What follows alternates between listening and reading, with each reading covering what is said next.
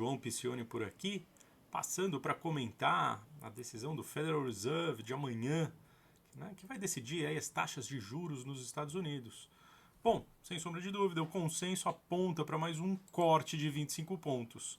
Né? O Fed deve levar a taxa de juros ali para aquele nível que vai dos 3,5 a 3,75 pontos.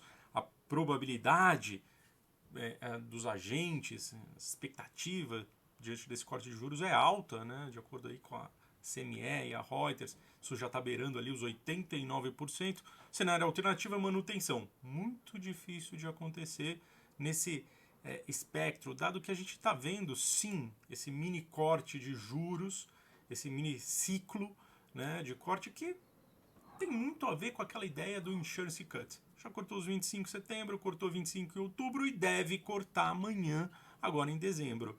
Ela fecha esse miniciclo e abre espaço para o Federal Reserve a partir do ano que vem pensar sim ali nas suas novas estratégias. Né? O comitê, o FONC, ele está super dividido. Né? Você tem alguns diretores ali apoiando a ideia do corte, inclusive muito provavelmente o próximo presidente do Federal Reserve deve dar esse suporte. Né? Eles têm olhado bastante a questão do desemprego, que na margem tem avançado. Tem alguns layoffs corporativos acontecendo, muito por conta do avanço da inteligência artificial, né, que a gente vem comentando bastante. E a ideia do corte também ajuda a questão de reduzir qualquer eventual possibilidade de hard landing em 2026, né, aquele pouso mais duro da economia. Não acho que vai acontecer, muito pelo contrário. Mas, enfim, isso que passa na cabeça ali dos diretores. Por outro lado, a questão da inflação grudenta, vamos dizer assim, né, sticky, ela continua a permear ali os diretores do Federal Reserve. A inflação ainda continua acima da meta e muito dificilmente vai voltar para aquele nível de 2% ao ano esperado ali pelo Federal Reserve. Logicamente, pedaço dessa inflação foi reavivada por tarifas e pelos choques ali, todo aquele debate do primeiro semestre. E os dados chaves, né, de inflação e também de emprego, eles acabaram meio atrapalhados ali pela questão do shutdown. Quer dizer, é como se o Fed tivesse um pouco limitado na sua análise, né? E para aqueles diretores que estão mais pessimistas com a inflação, a ideia é que um risco de um afrouxamento prematuro, obviamente, pode reacender toda essa tensão. A comunicação vai ser o ponto-chave. Né? Então, o Powell deve falar ali depois do anúncio, e o que vai ser medido, o que os agentes vão procurar fazer, é medir um pouco das suas palavras, tentar sentir qual o tom que o Powell vai dar. Lembrando que o Powell também sai da cadeira em breve, então é mais uma sinalização de como que o corpo de diretores está pensando em relação à inflação para frente. Vai ter o dot plot, então a sinalização para 2026 é importante, e a expectativa aqui de todo mundo, né, dos investidores, é especial se o ponto médio dessa taxa de juros cai para dentro ali do que eles entendem como normal para a economia, que deveria ser normal para a economia americana, ali ao redor dos 3% ao ano. Vamos conferir.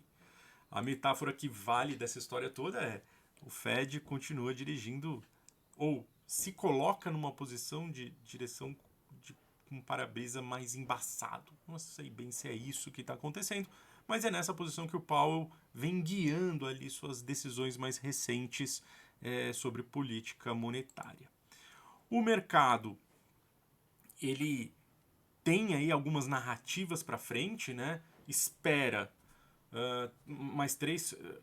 esses 3 cortes agora em 2025, espera mais pelo menos um ponto em 2026. Então, aquilo que eu falei, o Fed Funds deveria vir ali para um nível médio ali dos 3% no final do ano que vem.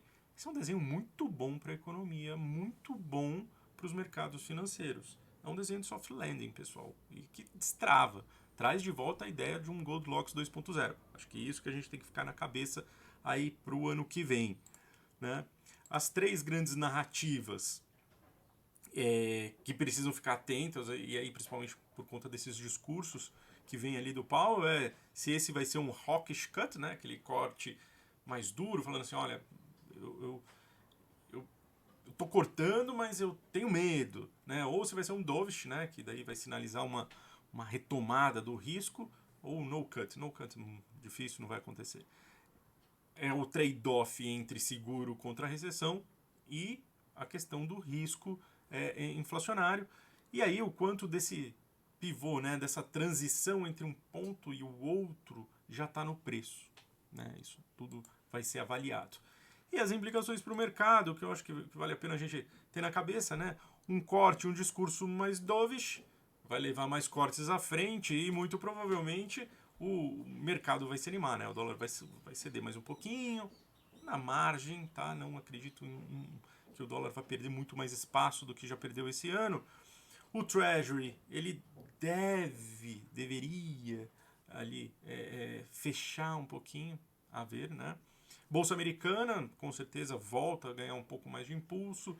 Tecnologia e IA se beneficiam. Vamos lembrar que tem um outro lado dessa questão da tecnologia e inteligência artificial muito associada à questão das startups, que não são mais startups, né? Empresas gigantes que estão no mercado privado americano, que vem conseguindo fazer novas rodadas de captação com, vamos dizer, bastante louvor.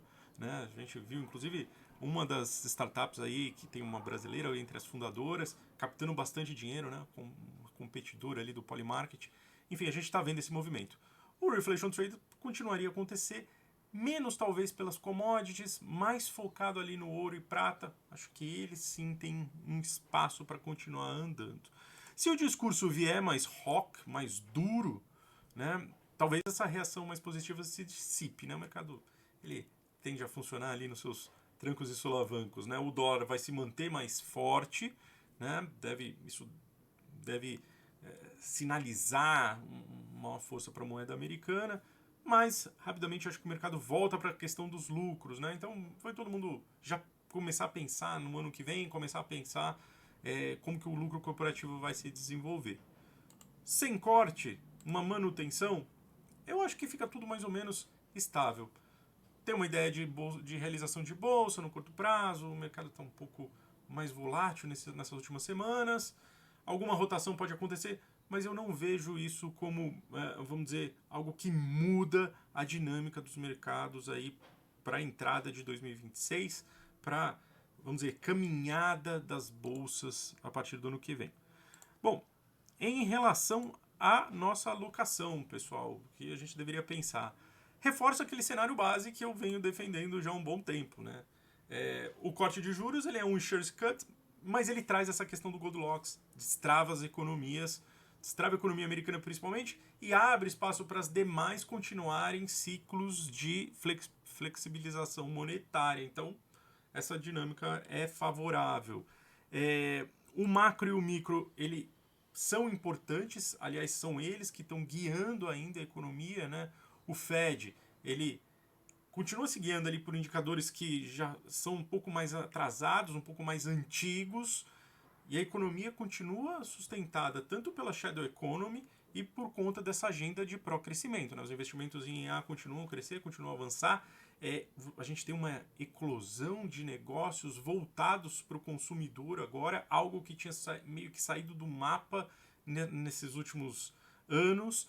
Agora o mercado voltando a criar seus softwares para o B2C, criar novos produtos, novas estratégias, e isso deve fazer com que a roda da economia volte a girar com alguma velocidade. Então, esse é um ponto de atenção bastante positivo.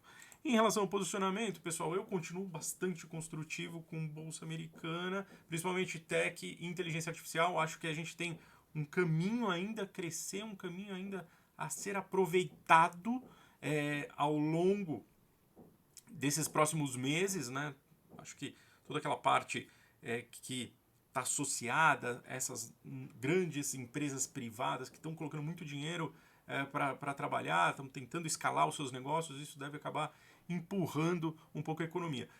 Gosto em parte da Treasury longa, acho que nesses níveis atuais e olhando um direcionamento da economia, né, uma economia menos inflacionária, né, olha onde está o petróleo não deve sair muito dali, a Treasury longa deve ganhar, deve ceder em algum momento, né? Principalmente se a gente começar a ver esses ganhos de produtividade dentro da economia.